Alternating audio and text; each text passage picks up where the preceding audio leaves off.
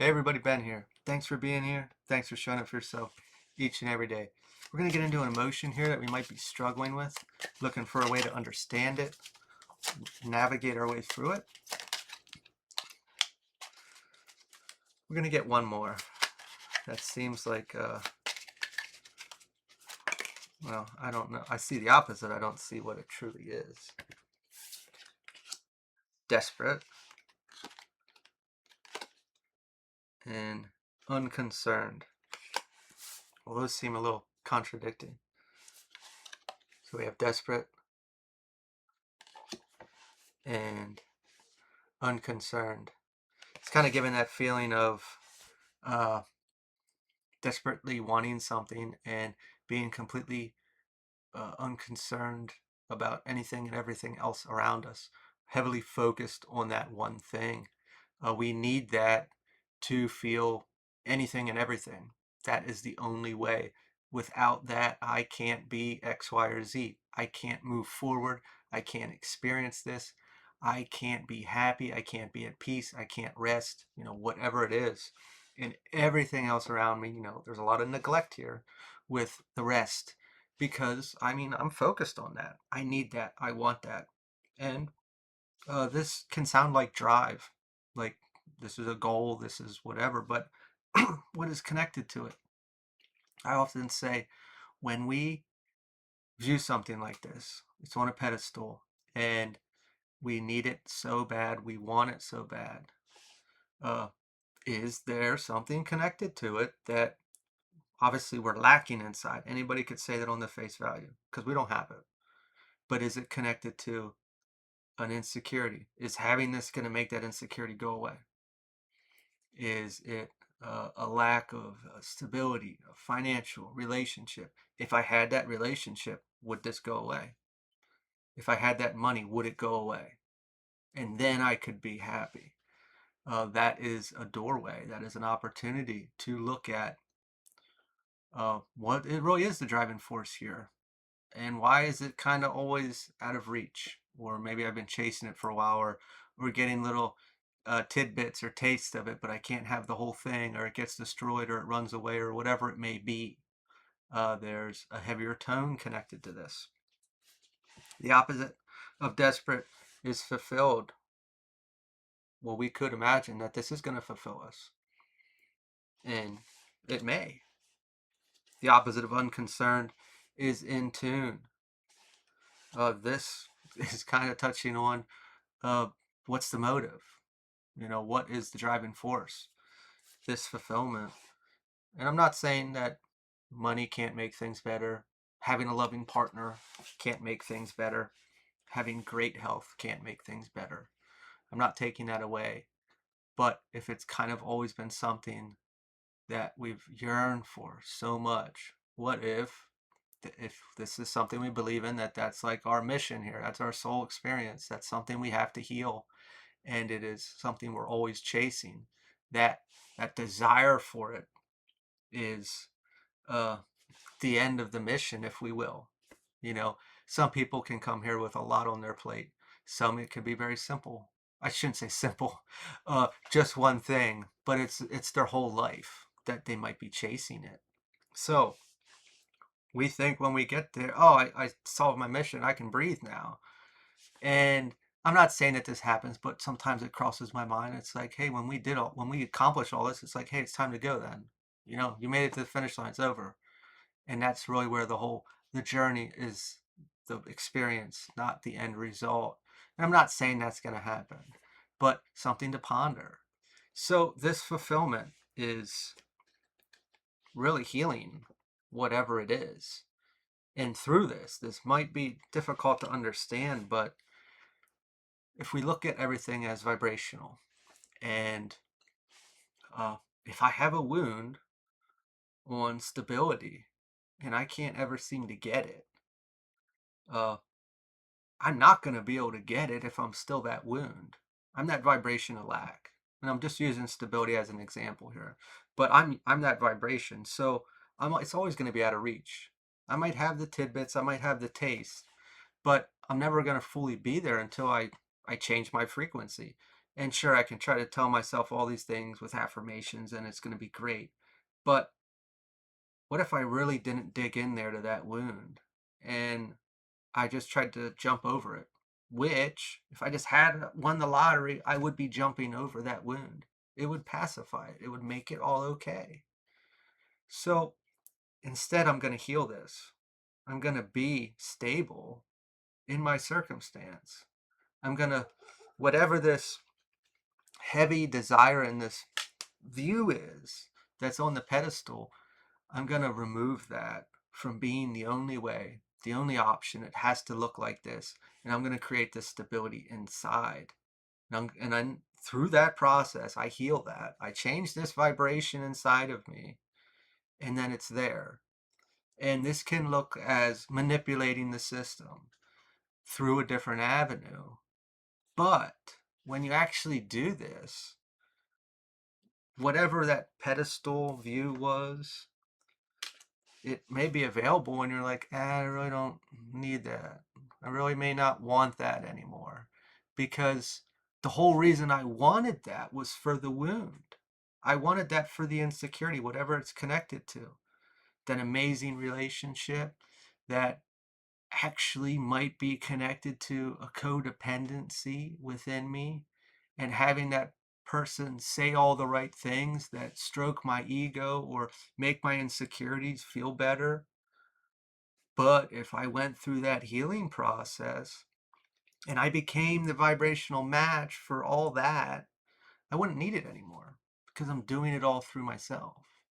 I am doing it through myself. And that doesn't mean I can't have it or it's bad to have it. That's not what I'm saying at all. It is uh it's a different perspective, but how it's working energetically. If we really are need this so bad, we really do. We really want it and we think it's gonna bring all this. And if it is part of that idea that we're here to, this is our mission to heal this, by healing it and changing that vibration. That's part of the journey, number one, but it's also really the only way to get there because we have to become the energetic match. So instead of our perception of viewing it that this is how I got to go for it, why don't I go inside and look at that vibrational situation, that wound, that lack mentality, the limiting belief, the insecurity, and instead of physically trying to get my way to wherever it is, it doesn't cost me any money. I just go in here and I really start paying attention to a lot of things in my thoughts, in my life, my behaviors, my choices, uh, my wounds, my insecurities, all this. And through that, I'll get there. If we still want it, we can have it then. But this is the way. Nine of Wands, reverse vulnerability. Fuck yeah. Got to go in there and look at some stuff that we probably don't want to look at. And I'm not saying this like in a blaming way, but if we really look at it, we can bypass the wound by having it. We can, without won the lottery, I don't have to deal with anything now. I don't have to deal with that lack mentality anymore. If I had that partner that supported my insecurities, I wouldn't have to deal with them anymore. They would make them go away by what they would say or how they would treat me. I wouldn't have to deal with that. We can cheat our way around things, and normally that's that lack. We have that void inside of us, and we can justify it in our mind. We can make it okay because the wound is the loudest in there, and it's going to say whatever it wants to get what it wants, to stay alive, to make decisions for us in our life. Having to go in there and actually view that, obviously when we constantly try to cover it up and pacify it and give it what it wants, it's because it hurts when it gets triggered. Why would I want to go in there and poke around at it and not give it what it wants? That's like asking for trouble. Is there a card out here? No. I thought there was a card upright. Nine of Swords. Mental strife. This this drive, this desperate need for whatever it is, and it's unattainable. Or every time we try, we keep getting pushed back, or it keeps failing, and it is so difficult to get there. And we've placed it on such a pedestal that it is imperative that we get there, to breathe, to finally relax, to have whatever it is. And the farther it goes away and the more energy we put into it, it just is so draining. Uh, and this doesn't mean we're giving up. We're not giving up on it. We're uh, taking a different direction on obtaining it. Like, I changed how I'm sitting and I feel really weird. It feels weird right now, which this would, because it would feel the opposite of everything I'm doing, and logically how to obtain this. Uh, it's awkward. The star, inspiration. Whatever this is to you, this desire, this need for it, we're getting this different view on it. We're finding a different way, and it may not make sense, however it looks. In life, we can, like, say we want whatever it is, and we're going this direction, and it fails, and we end up over here. Through that process, it might be a way to get us to finally see how that insecurity is holding us back, or that wound, uh, that lack mentality, limiting belief. And through that process, like, it was part of the process. Like, we had to go through it, or we had to see it a different way. We may have had to go through hardship more to know that, hey, we were taken care of. Someone was out there looking over us, and we could get through it. So it's really opening our perspective on all of this and seeing things without this focal point that I need to go in this direction. It has to look like this. And instead of really being open with that, healing it. Full, joyful bliss. Uh, it's not really giving, like, I feel like so much hesitation on saying, like, going in a different direction, like physically, like changing something. And it feels like I don't want to say that, but I don't want it to be taken the wrong way, I guess, because I don't think that's happening. I think it's more perspective. But, excuse me, if we were actually physically going in a different direction, or just how we are perceiving everything, the situation, ourself, our thoughts, all that, being in the fool's energy, really uh, taking down the word dedication or structure of how this has to happen. This is the only way, and being more free. We go back to how I was unconcerned of everything else in my life, and I was just so focused on this. This is the only thing that mattered. This is where I'm putting all my energy. This is enjoying life again a bit, like breathing, trying to get ourselves, because our energy, our nervous system, however we want to look at it, is getting taxed pretty hard, and we need to get back to a place where we can, whew, breathe a little, calm down, slow down, and enjoy life again a bit.